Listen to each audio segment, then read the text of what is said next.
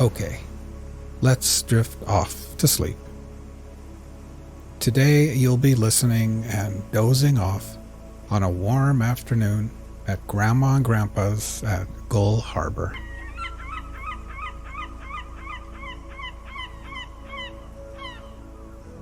Imagine for a second that you are lying down on a warm futon mattress at one end of a screened-in porch. The porch faces the harbor, the bay, and the ocean on the horizon.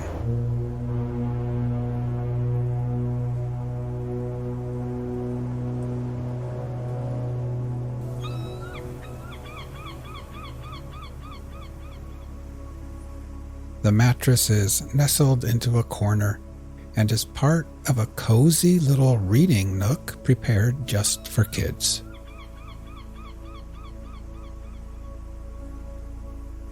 There is a little bookshelf there full of comics, magazines, crosswords, and children's books. There are new books and worn-out books. The Hardy Boys, Nancy Drew, books about dinosaurs and horses and sea life, and all kinds of stories about kids getting into summer adventures together.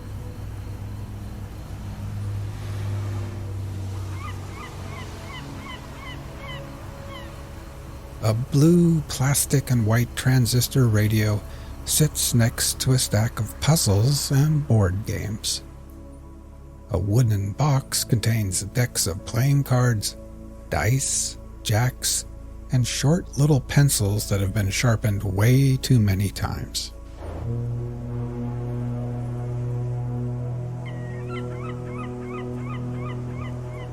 Now, while imagining laying here, let's get nice and relaxed. First, close your eyes and just become aware of your breathing, feeling your chest gently rise and fall again.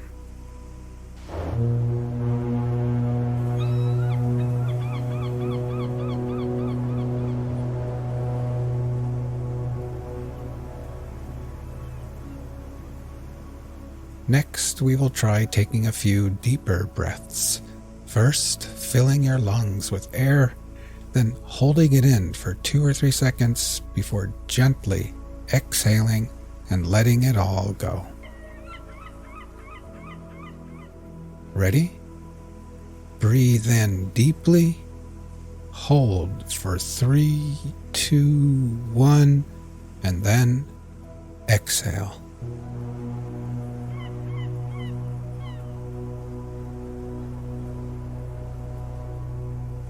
One more time.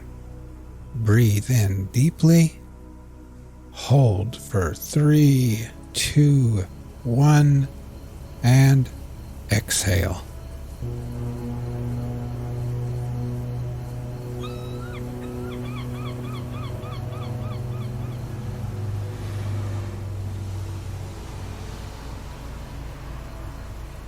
And try thinking to yourself, as I lay here at Gull Harbor, I can feel gravity's pull tugging me gently back towards Earth. With every exhale, I can feel my feet, my ankles, calves, knees, and my legs becoming heavier and more relaxed.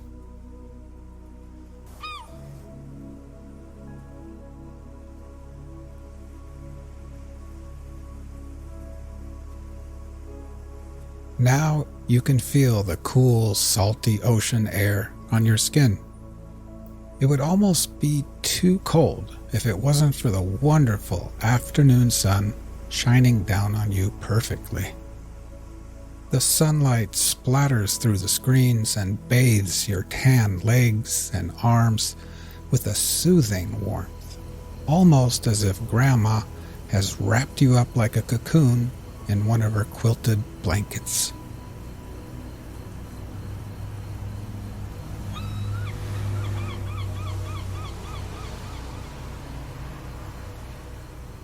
Inside the house, the TV is on, and you can hear Grandma and Grandpa moving around after lunch. Dr. James Wolner, yes, it rhymes with B-R-O-W-E-R. Why do you have that G-H in there? To make it difficult for quizmasters? Yes. Is that what You know that they too will soon be taking their afternoon nap in their rooms.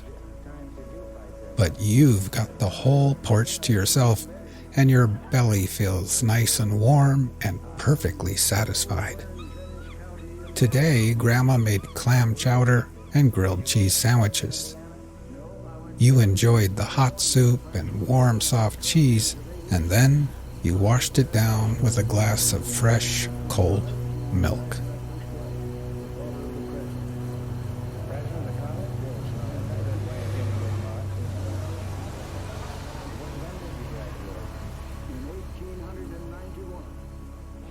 Now, try taking a few more deep breaths.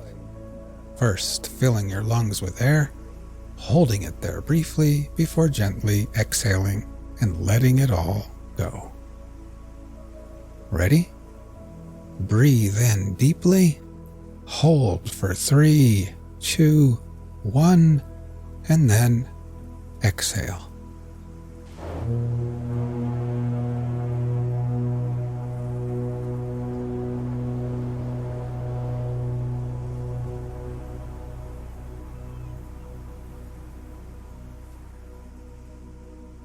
Try continuing on your own, and while doing this, try thinking to yourself, as I lay here, I can feel my body becoming heavier in the cool air and warm sunshine. With each exhale, I can feel my hands and arms and my torso becoming heavier and heavier and more relaxed.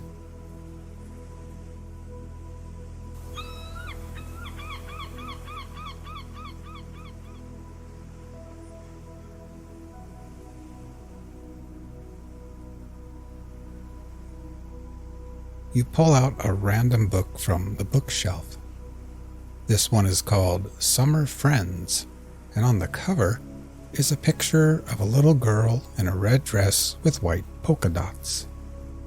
She's sitting in grass with flowers all about, and she's shaking the paw of a bunny rabbit while a white duck looks on and a little frog jumps through the air.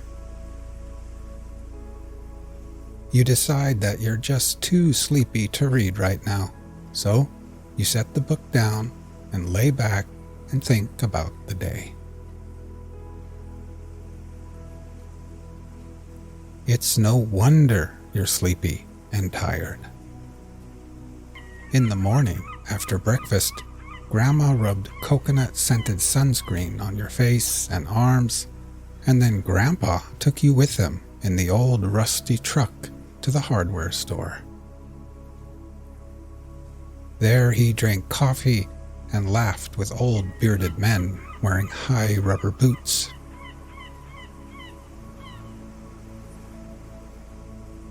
Then you went with him to the docks at the harbor, where he showed you the best place to buy fresh clams, crab, and fish.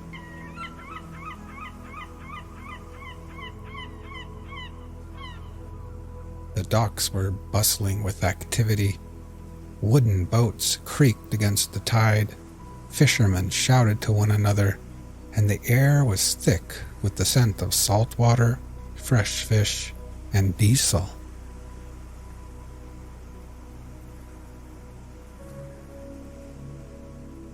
As you continue to breathe deeply and then exhale, try thinking to yourself, as I lay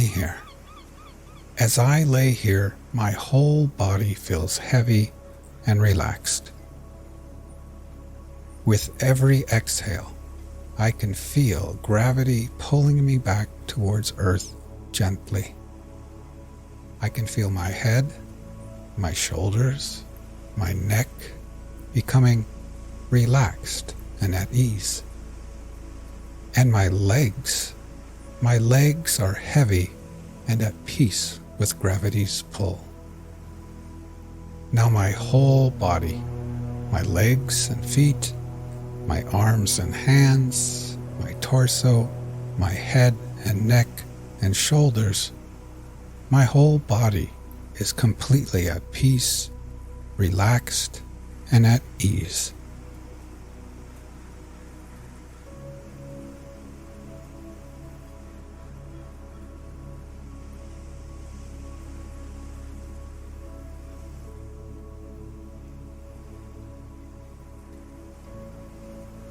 In the late morning, after coming back to the house with Grandpa, you had borrowed his binoculars and walked up Whalebone Hill, where you could see everything far and wide.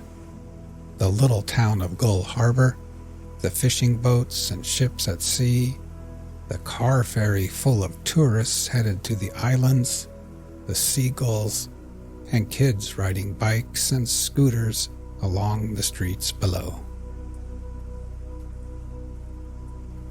Then, up on Whalebone Hill, you had finally flown your brand new kite, a beautiful purple kite with a long white tail. It climbed higher and higher and higher through the coastal winds, tugging on your tired arms like a heavy fish on the end of the line.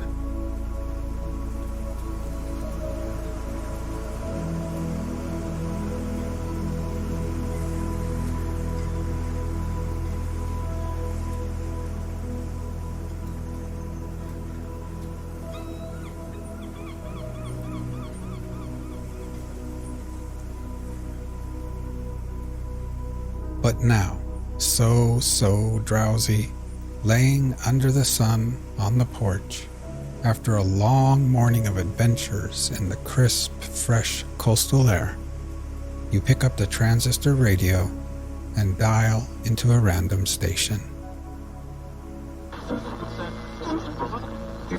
Face to face, we through their eyes. Why should not we also enjoy an original relation to the universe? Why should not we have a poetry and philosophy of insight and not of tradition? And then you set the radio down, lay back, and close your eyes. Embosomed for a season in nature, whose floods of life stream around and through us, and invite us by the powers they supply to action proportioned to nature. Why should we grope among the dry bones of the past, or put the living generation into masquerade out of its faded wardrobe? The sun shines today also. There is more wool and flax in the fields. There are new lands, new men, new thoughts. Let us demand our own works and laws and worship. Undoubtedly, we have no questions to ask which are unanswerable.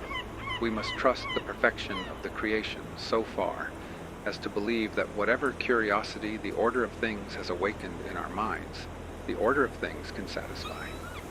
Every man's condition is a solution in hieroglyphic to those inquiries he would put. He acts it as life before he apprehends it as truth. In like manner, nature is already, in its forms and tendencies, describing its own design. Let us interrogate the great apparition that shines so peacefully around us. Let us inquire, to what end is nature? All science has one aim, namely, to find a theory of nature. We have theories of races and of functions, but scarcely yet a remote approach to an idea of creation. We are now so far from the road to truth that religious teachers dispute and hate each other, and speculative men are esteemed unsound and frivolous. But to a sound judgment, the most abstract truth is the most practical. Whenever a true theory appears, it will be its own evidence. Its test is that it will explain all phenomena. Now many are thought not only unexplained, but inexplicable, as language, sleep, madness, dreams, beasts, sex. Philosophically considered, the universe is composed of nature and the soul. Strictly speaking, therefore, all that is separate from us, all which philosophy distinguishes as the not me, that is, both nature and art, all other men, and my own body, must be ranked under this name, nature. In enumerating the values of nature and casting up their sum, I shall use the word in both senses, in its common and in its philosophical import. In inquiry so general as our present one, the inaccuracy is not material. No confusion of thought will occur. Nature, in the common sense, refers to essences unchanged by man. Space, the air, the river, the leaf. Art is applied to the mixture of his will with the same things as in a house, a canal, a statue, a picture. But his operations taken together are so insignificant, a little chipping, baking, patching, and washing, that in an impression so grand as that of the world on the human mind, they do not vary the result. Chapter 1. Nature. To go into solitude, a man needs to retire as much from his chamber as from society. I am not solitary whilst I read and write, though nobody is with me. But if a man would be alone, let him look at the stars. The rays that come from those heavenly worlds will separate between him and what he touches. One might think the atmosphere was made transparent with this design to give man in the heavenly bodies the perpetual presence of the sublime. Seen in the streets of cities, how great they are. If the stars should appear one night in 1,000 years, how would men believe and adore and preserve for many generations the remembrance of the city of God which had been shown? But every night come out these envoys of beauty and light the universe with their admonishing smile. The stars awaken a certain reverence because, though always present, they are inaccessible.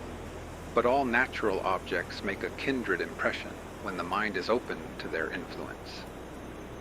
Nature never wears a mean appearance, neither does the wisest man extort her secret and lose his curiosity by finding out all her perfection. Nature never became a toy to a wise spirit. The flowers, the animals, the mountains reflected the wisdom of his best hour, as much as they had delighted the simplicity of his childhood. When we speak of nature in this manner, we have a distinct but most poetical sense in the mind. We mean the integrity of impression made by manifold natural objects. It is this which distinguishes the stick of timber of the woodcutter from the tree of the poet. The charming landscape which I saw this morning is indubitably made up of some 20 or 30 farms. Miller owns this field, Locke that, and Manning the woodland beyond. But none of them owns the landscape. There is a property in the horizon which no man has but he whose eye can integrate all the parts, that is, the poet. This is the best part of these men's farms, yet to this their warranty deeds give no title.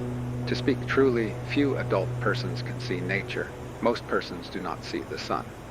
At least they have a very superficial seeing. The sun illuminates only the eye of the man, but shines into the eye and the heart of the child. The lover of nature is he whose inward and outward senses are still truly adjusted to each other, who has retained the spirit of infancy even into the era of manhood. His intercourse with heaven and earth becomes part of his daily food. In the presence of nature, a wild delight runs through the man, in spite of real sorrows. Nature says, "He is my creature, and mar all his impertinent griefs, he shall be glad with me." Not the sun or the summer alone, but every hour and season yields its tribute of delight. For every hour and change corresponds to and authorizes a different state of the mind, from breathless noon to grimmest midnight. Nature is a setting that fits equally well a comic or a mourning piece. In good health, the air is a cordial of incredible virtue. Crossing a bare common in snow puddles, at twilight under a clouded sky, without having in my thoughts any occurrence of special good fortune, I have enjoyed a perfect exhilaration. I am glad to the brink of fear. In the woods, too, a man casts off his years as the snake his slough, and at what period soever of life is always a child. In the woods is perpetual youth. Within these plantations of God, a decorum and sanctity reign, a perennial festival is dressed, and the guest sees not how he should tire of them in 1,000 years. In the woods, we return to reason and faith. There I feel that nothing can befall me in life, no disgrace, no calamity, leaving me my eyes, which nature cannot repair. Standing on the bare ground, my head bathed by the blithe air and uplifted into infinite space, all mean egotism vanishes. I become a transparent eyeball. I am nothing. I see all. The currents of the universal being circulate through me. I am part or particle of God. The name of the nearest friend sounds then foreign and accidental. To be brothers, to be acquaintances, master or servant, is then a trifle and a disturbance. I am the lover of uncontained and immortal beauty. In the wilderness, I find something more dear and connate than in streets or villages. In the tranquil landscape, and especially in the distant line of the horizon, man beholds somewhat as beautiful as his own nature. The greatest delight which the fields and woods minister is the suggestion of an occult relation between man and the vegetable. I am not alone and unacknowledged. They nod to me, and I to them. The waving of the boughs in the storm is new to me and old. It takes me by surprise, and yet is not unknown. Its effect is like that of a higher thought, or a better emotion coming over me, when I deemed I was thinking justly or doing right. Yet it is certain that the power to produce this delight does not reside in nature, but in man, or in a harmony of both. It is necessary to use these pleasures with great temperance, for nature is not always tricked in holiday attire, but the same scene which yesterday breathed perfume and glittered as for the frolic of the nymphs is overspread with melancholy today. Nature always wears the colors of the spirit. To a man laboring under calamity, the heat of his own fire hath sadness in it. Then there is a kind of contempt of the landscape felt by him who has just lost by death a dear friend. The sky is less grand as it shuts down over less worth in the population. Chapter 2, Commodity. Whoever considers the final cause of the world will discern a multitude of uses that result. They all admit of being thrown into one of the following classes: commodity, beauty, language, and discipline. Under the general name of commodity, I rank all those advantages which our senses owe to nature. This, of course, is a benefit which is temporary and mediate, not ultimate, like its service to the soul. Yet, although low, it is perfect in its kind, and is the only use of nature which all men apprehend. The misery of man appears like childish petulance when we explore the steady and prodigal provision that has been made for his support and delight on this green ball which floats him through the heavens. What angels invented these splendid ornaments, these rich conveniences, this ocean of air above, this ocean of water beneath, this firmament of earth between, this zodiac of lights, this tent of dropping clouds, this striped coat of climates, this fourfold year? Beasts, fire, water, stones, and corn serve him. The field is at once his floor, his workyard, his playground, his garden, and his bed. More servants wait on man than he'll take notice of. Nature, in its ministry to man, is not only the material, but is also the process and the result. All the parts incessantly work into each other's hands for the profit of man. The wind sows the seed, the sun evaporates the sea, the wind blows the vapor to the field. The ice on the other side of the planet condenses rain on this. The rain feeds the plant feeds the animal, and thus the endless circulations of the divine charity nourish man. The useful arts are reproductions or new combinations by the wit of man of the same natural benefactors. He no longer waits for favoring gales, but by means of steam, he realizes the fable of Aeolus's bag, and carries the 2 and 30 winds in the boiler of his boat.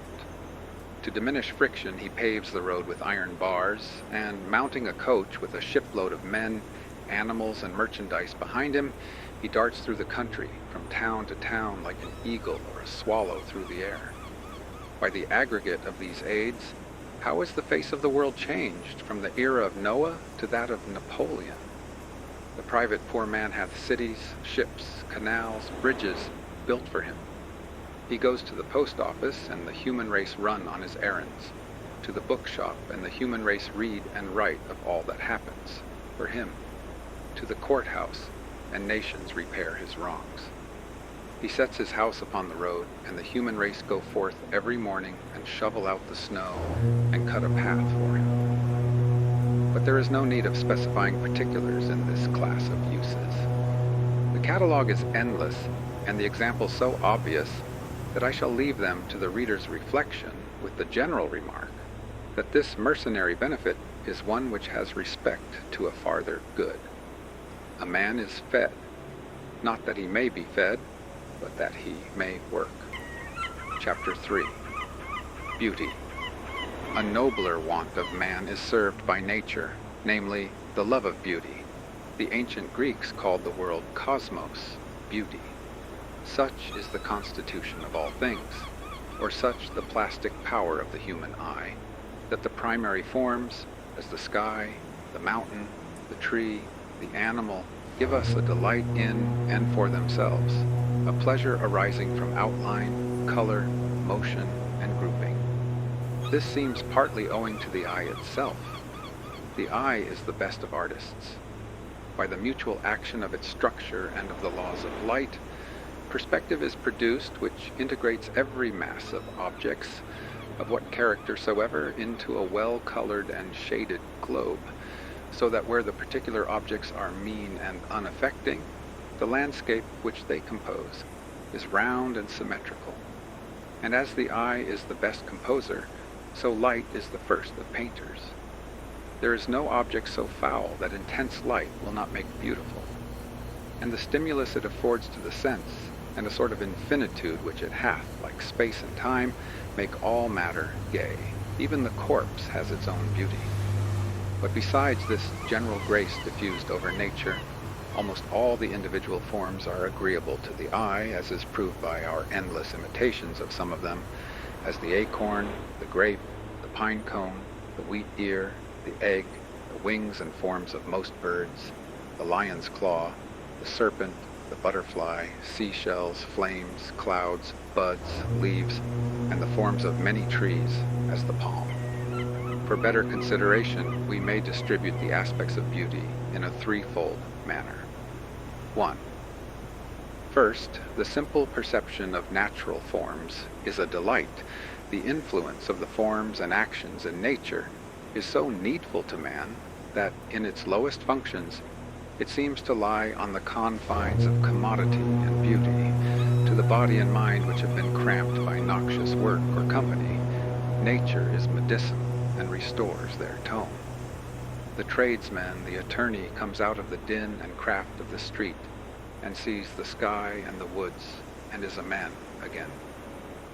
In their eternal calm, he finds himself. The health of the eye seems to demand a horizon. We are never tired so long as we can see far enough. But in other hours, nature satisfies by its loveliness, and without any mixture of corporeal benefit. I see the spectacle of morning from the hilltop over against my house, from daybreak to sunrise, with emotions which an angel might share. The long slender bars of cloud float like fishes in the sea of crimson light.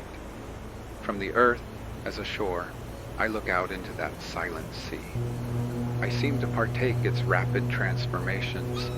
The active enchantment reaches my dust, and I dilate and conspire with the morning wind. How does nature deify us with a few and cheap elements? Give me health and a day, and I will make the pomp of emperors ridiculous. The dawn is my Assyria. The sunset and moonrise my Paphos, and unimaginable realms of fairy. Broad noon shall be my England of the senses and the understanding. The night shall be my Germany of mystic philosophy and dreams. Not less excellent, except for our less susceptibility in the afternoon, was the charm last evening of a January sunset.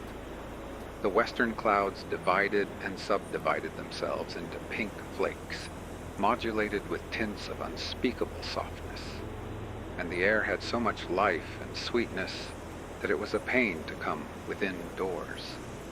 What was it that nature would say? Was there no meaning in the live repose of the valley behind the mill, and which Homer or Shakespeare could not reform for me in words? The leafless trees become spires of flame in the sunset, with the blue east for their background, and the stars of the dead calices of flowers, and every withered stem and stubble rimed with frost contribute something to the music. The inhabitants of cities suppose that the country landscape is pleasant only half the year. I please myself with the graces of the winter scenery, and believe that we are as much touched by it as by the genial influences of summer. To the attentive eye, each moment of the year has its own beauty, and in the same field it beholds, every hour, a picture which was never seen before, and which shall never be seen again. The heavens change every moment, and reflect their glory or gloom on the plains beneath.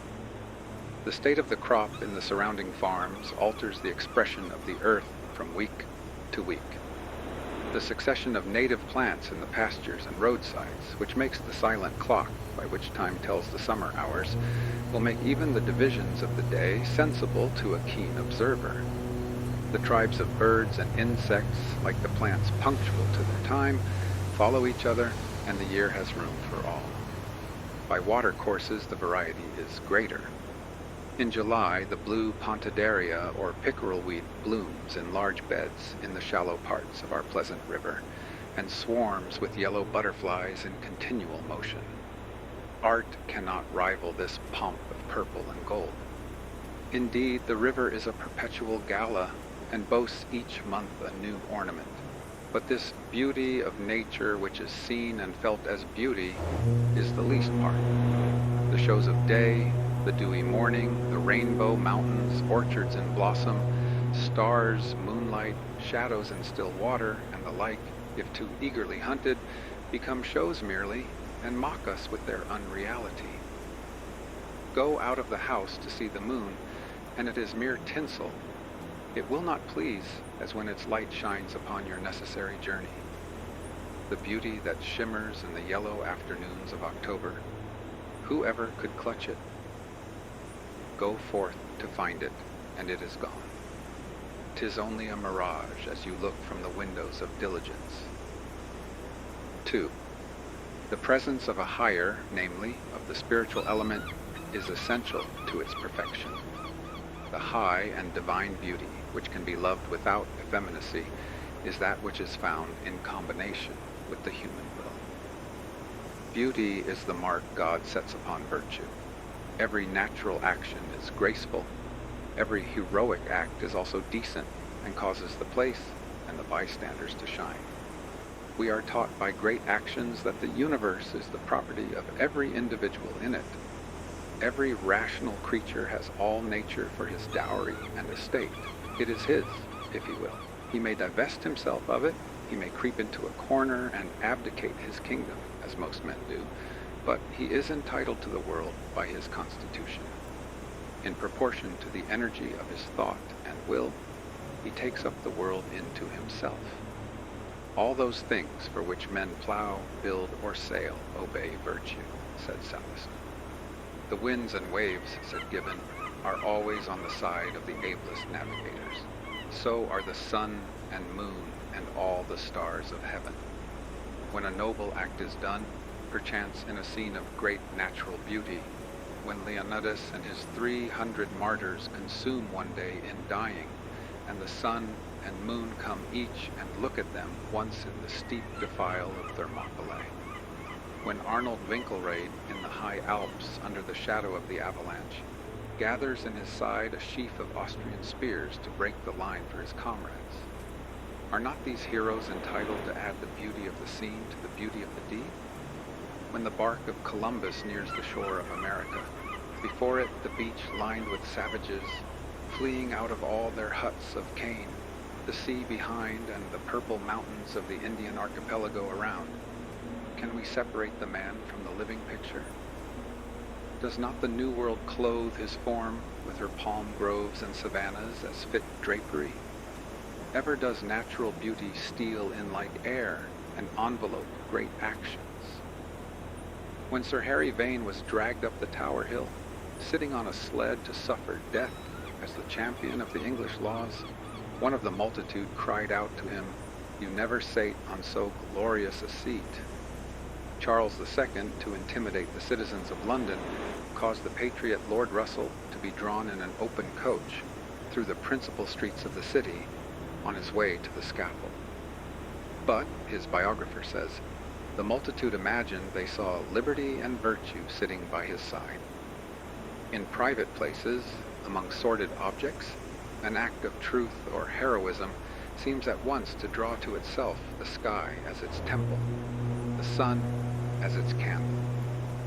Nature stretcheth out her arms to embrace man, only let his thoughts be of equal greatness. Willingly does she follow his steps with the rose and the violet, and bend her lines of grandeur and grace to the decoration of her darling child. Only let his thoughts be of equal scope, and the frame will suit the picture. A virtuous man is in unison with her works, and makes the central figure of the visible sphere. Homer, Pindar, Socrates, Phocion associate themselves fitly in our memory with the geography and climate of Greece. The visible heavens and earth sympathize with Jesus. And in common life, whosoever has seen a person of powerful character and happy genius will have remarked how easily he took all things along with him. The persons, the opinions, and the day and nature became ancillary to a man. 3. There is still another aspect under which the beauty of the world may be viewed, namely, as it becomes an object of the intellect. Beside the relation of things to virtue, they have a relation to thought. The intellect searches out the absolute order of things as they stand in the mind of God, and without the colors of affection. The intellectual and the active powers seem to succeed each other, and the exclusive activity of the one generates the exclusive activity of the other. There is something unfriendly in each to the other, but they are like the alternate periods of feeding and working in animals. Each prepares and will be followed by the other. Therefore does beauty, which in relation to actions, as we have seen, comes unsought, and comes because it is unsought, remain for the apprehension and pursuit of the intellect, and then again, in its turn, of the active power. Nothing divine dies. All good is eternally reproductive. The beauty of nature reforms itself in the mind, and not for barren contemplation, but for new creation. All men are in some degree impressed by the face of the world, some men even to delight. This love of beauty is taste. Others have the same love in such excess that, not content with admiring, they seek to embody it in new forms. The creation of beauty is art. The production of a work of art throws a light upon the mystery of humanity. A work of art is an abstract or epitome of the world. It is the result or expression of nature in miniature. For although the works of nature are innumerable and all different, the result or the expression of them all is similar and single. Nature is a sea of forms radically alike and even unique. A leaf, a sunbeam, a landscape, the ocean make an analogous impression on the mind. What is common to them all, the perfectness and harmony, is beauty. The standard of beauty is the entire circuit of natural forms, the totality of nature, which the Italians expressed by defining beauty, il più nell'uno. Nothing is quite beautiful alone, nothing but is beautiful in the whole. A single object is only so far beautiful as it suggests this universal grace. The poet, the painter, the sculptor, the musician, the architect, seek each to concentrate this radiance of the world on one point, and each in his several work to satisfy the love of beauty which stimulates him to produce. Thus is art, a nature passed through the alembic of man. Thus in art does nature work through the will of a man filled with the beauty of her first works. The world thus exists to the soul to satisfy the desire of beauty. This element I call an ultimate end. No reason can be asked or given why the soul seeks beauty. Beauty, in its largest and profoundest sense, is one expression for the universe. God is the all-fair. Truth and goodness and beauty are but different faces of the same all. But beauty in nature is not ultimate. It is the herald of inward and eternal beauty, and is not alone a solid and satisfactory good. It must stand as a part, and not as yet the last or highest expression of the final cause of nature. Chapter 4. Language. Language is a third use which nature subserves to man. Nature is the Babel and threefold degree. 1. Words are signs of natural facts. 2. Particular natural facts are symbols of particular spiritual facts. 3. Nature is the symbol of spirit. 1. Words are signs of natural facts. The use of natural history is to give us aid in supernatural history, the use of the outer creation, to give us language for the beings and changes of the inward creation. Every word which is used to express a moral or intellectual fact, if traced to its root, is found to be borrowed from some material appearance. Right means straight. Wrong means twisted. Spirit primarily means wind. Transgression, the crossing of a line. Supercilious, the raising of the eyebrow. We say the heart to express emotion, the head to denote thought, and thought and emotion are words borrowed from sensible things and now appropriated to spiritual nature. Most of the process by which this transformation is made is hidden from us in the remote time when language was framed, but the same tendency may be daily observed in children. Children and savages use only nouns or names of things which they convert into verbs and apply to analogous mental acts. 2. But this origin of all words that convey a spiritual import, so conspicuous a fact in the history of language, is our least debt to nature. It is not words only that are emblematic, it is things which are emblematic. Every natural fact is a symbol of some spiritual fact. Every appearance in nature corresponds to some state of the mind, and that state of the mind can only be described by presenting that natural appearance as its picture.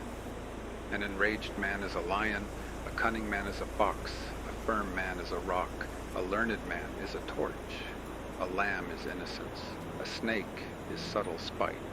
Flowers express to us the delicate affections. Light and darkness are our familiar expression for knowledge and ignorance, and heat for love. Visible distance behind and before us is respectively our image of memory and hope. Who looks upon a river in a meditative hour and is not reminded of the flux of all things? Throw a stone into the stream, and the circles that propagate themselves are the beautiful type of all influence. Man is conscious of a universal soul within or behind his individual life, wherein, as in a firmament, the natures of justice, truth, love, freedom arise and shine. This universal soul he calls reason. It is not mine, or thine, or his, but we are its property and men. And the blue sky in which the private earth is buried, the sky with its eternal calm and full of everlasting orbs, is the type of reason. That which, intellectually considered, we call reason, considered in relation to nature, we call spirit. Spirit is the creator. Spirit hath life in itself, and man in all ages and countries embodies it in his language as the Father. It is easily seen that there is nothing lucky or capricious in these analogies, but that they are constant and pervade nature. These are not the dreams of a few poets here and there, but man is an analogist and studies relations in all objects. he is placed in the center of beings, an array of relation passes from every other being to him. And neither can man be understood without these objects, nor these objects without man. All the facts in natural history taken by themselves have no value, but are barren, like a single sex. But marry it to human history, and it is full of life. Whole floras, all Linnaeus and Buffon's volumes, are dry catalogues of facts. But the most trivial of these facts, the habit of a plant, the organs or work or noise of an insect, applied to the illustration of a fact in intellectual philosophy, or in any way associated to human nature, affects us in the most lively and agreeable manner. The seed of a plant, to what affecting analogies in the nature of man, is that little fruit made use of in all discourse, up to the voice of Paul, who calls the human corpse a seed. It is sown a natural body. It is raised a spiritual body. The motion of the earth round its axis and round the sun makes the day and the year. These are certain amounts of brute light and heat. But is there no intent of an analogy between man's life and the seasons? And do the seasons gain no grandeur or pathos from that analogy? The instincts of the ant are very unimportant, considered as the ants. But the moment a ray of relation is seen to extend from it to man, and the little drudge is seen to be a monitor, a little body with a mighty heart, then all its habits, even that said to be recently observed, that it never sleeps, become sublime. Because of this radical correspondence between visible things and human thoughts, savages, who have only what is necessary, converse in figures. As we go back in history, language becomes more picturesque, until its infancy, when it is all poetry. Or all spiritual facts are represented by natural symbols. The same symbols are found to make the original elements of all languages. It has moreover been observed that the idioms of all languages approach each other in passages of the greatest eloquence and power. And as this is the first language, so is it the last. This immediate dependence of language upon nature, this conversion of an outward phenomenon into a type of somewhat inhuman life, never loses its power to affect us. It is this which gives that piquancy to the conversation of a strong-natured farmer or backwoodsman, which all men relish. A man's power to connect his thought with its proper symbol, and so to utter it, depends on the simplicity of his character, that is, upon his love of truth and his desire to communicate it without loss. The corruption of man is followed by the corruption of language. When simplicity of character and the sovereignty of ideas is broken up by the prevalence of secondary desires, the desire of riches, of pleasure, of power, and of praise, and duplicity and falsehood take place of simplicity and truth, the power over nature as an interpreter of the will is in a degree lost. New imagery ceases to be created, and old words are perverted to stand for things which are not. A paper currency is employed when there is no bullion in the vaults. In due time, the fraud is manifest, and words lose all power to stimulate the understanding or the affections. Hundreds of writers may be found in every long civilized nation who for a short time believe and make others believe that they see and utter truths, who do not of themselves clothe one thought in its natural garment, but who feed unconsciously on the language created by the primary writers of the country, those, namely, who hold primarily on nature. But wise men pierce this rotten diction and fasten words again to visible things, so that picturesque language is at once a commanding certificate that he who employs it is a man in alliance with truth and God. The moment our discourse rises above the ground line of familiar facts and is inflamed with passion or exalted by thought, it clothes itself in images. A man conversing in earnest, if he watch his intellectual processes, will find that a material image, more or less luminous, arises in his mind, contemporaneous with every thought, which furnishes the vestment of the thought. Hence, good writing and brilliant discourse are perpetual allegories. This imagery is spontaneous, It is the blending of experience with the present action of the mind. It is proper creation. It is the working of the original cause through the instruments he has already made.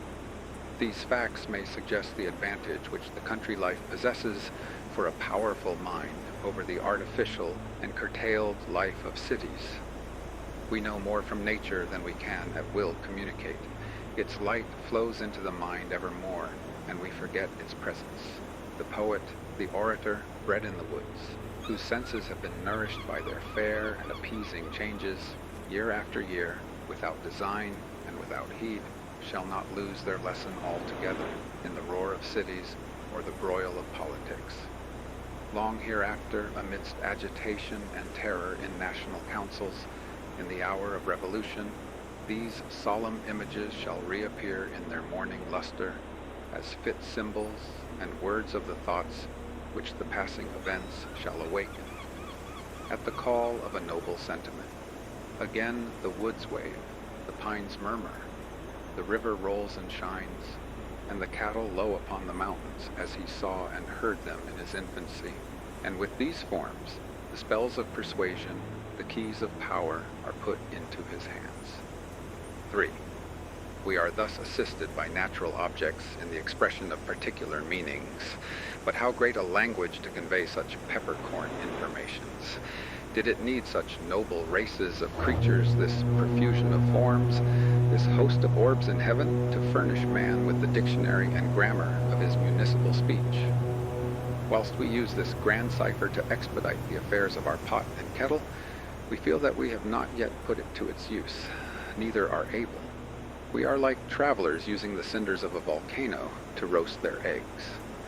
Whilst we see that it always stands ready to clothe what we would say, we cannot avoid the question whether the characters are not significant of themselves. Have mountains and waves and skies no significance but what we consciously give them, when we employ them as emblems of our thoughts? The world is emblematic. Parts of speech are metaphors because the whole of nature is a metaphor of the human mind.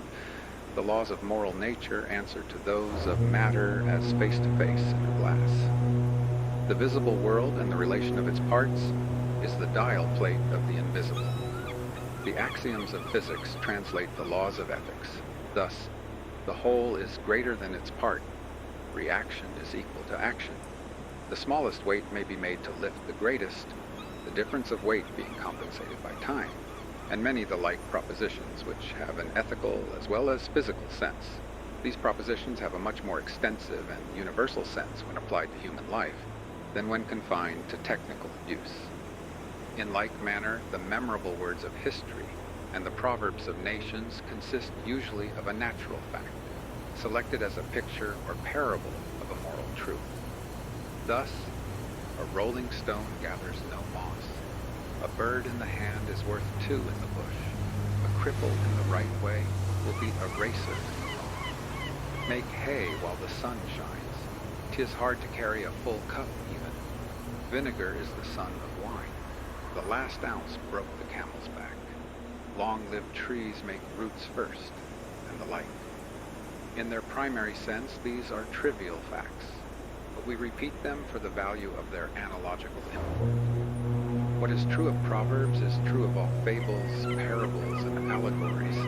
This relation between the mind and matter is not fancied by some poet, but stands in the will of God, and so is free to be known by all men. It appears to men, or it does not appear. When in fortunate hours we ponder this miracle, the wise man doubts if at all other times he is not blind and deaf. Can these things be and overcome us like a summer's cloud without our special wonder? For the universe becomes transparent, and the light of higher laws than its own shines through it. It is the standing problem which has exercised the wonder and the study of every fine genius since the world began. From the era of the Egyptians and the Brahmins to that of Pythagoras, of Plato, of Bacon, of Leibniz, of Swedenborg. There sits the Sphinx at the roadside, and from age to age, as each prophet comes by, he tries his fortune at reading her riddle. there seems to be a necessity in spirit to manifest itself in material forms. And day and night, river and storm, beast and bird, acid and alkali, pre-exist in necessary ideas in the mind of God, and are what they are by virtue of preceding affections in the world of spirit. A fact is the end or last issue of spirit. The visible creation is the terminus or the circumference of the invisible world. Material objects, said a French philosopher, are necessarily kinds of scoriae of the substantial thoughts of the Creator, which must always preserve an exact relation to their first origin. In other words, visible nature must have a spiritual and moral side. This doctrine is abstruse, and though the images of garment, scoriae, mirror, etc. may stimulate the fancy, we must summon the aid of subtler and more vital expositors to make it plain. Every scripture is to be interpreted by the same spirit which gave it forth, is the fundamental law of criticism. A life in harmony with nature, the love of truth, and of virtue will purge the eyes to understand her text. By degrees we may come to know the primitive sense of the permanent objects of nature, so that the world shall be to us an open book, and every form significant of its hidden life and final cause. A new interest surprises us whilst, under the view now suggested, we contemplate the fearful extent and multitude of objects, since every object rightly seen unlocks a new faculty of the soul. That which was unconscious truth becomes, when interpreted and defined in an object, a part of the domain of knowledge, a new weapon in the magazine of power. Chapter 5. Discipline. In view of the significance of nature, we arrive at once at a new fact, that nature is a discipline. This use of the world includes the preceding uses as parts of itself: space, time, society, labor, climate, food, locomotion, the animals, the mechanical forces, give us sincerest lessons, day by day, whose meaning is unlimited. They educate both the understanding and the reason. Every property of matter is a school for the understanding. Its solidity or resistance, its inertia, its extension, its figure, its divisibility. The understanding adds, divides, combines, measures, and finds nutriment and room for its activity in this worthy state. Meantime, reason transfers all these lessons into its own world of thought by perceiving the analogy that marries matter and mind. 1. Nature is a discipline of the understanding in intellectual truths. Our dealing with sensible objects is a constant exercise in the necessary lessons of difference, of likeness, of order, of being and seeming, of progressive arrangement, of ascent from particular to general, of combination to one end of manifold forces. Proportion to the importance of the organ to be formed is the extreme care with which its tuition is provided, a care pretermitted in no single case. What tedious training day after day, year after year, never ending to form the common sense. What continual reproduction of annoyances, inconveniences, dilemmas. What rejoicing over us of little men. What disputing of prices. What reckonings of interest. And all to form the hand of the mind, to instruct us that good thoughts are no better than good dreams, unless they be executed. The same good office is performed by property and its filial systems of debt and credit. Debt, grinding debt, whose iron face the widow, the orphan, and the sons of genius fear and hate. Debt which consumes so much time, which so cripples and disheartens a great spirit with cares that seem so base, is a preceptor whose lessons cannot be foregone, and is needed most by those who suffer from it most. Moreover, property, which has been well compared to snow, if it fall level today, it will be blown into drifts tomorrow, is the surface action of internal machinery, like the index on the face of a clock. Whilst now it is the gymnastics of the understanding. It is hiving in the foresight of the spirit, experience in profounder laws. The whole character and fortune of the individual are affected by the least inequalities in the culture of the understanding, for example, in the perception of differences. therefore is space, and therefore time, that man may know that things are not huddled and lumped, but sundered and individual. A bell and a plow have each their use, and neither can do the office of the other.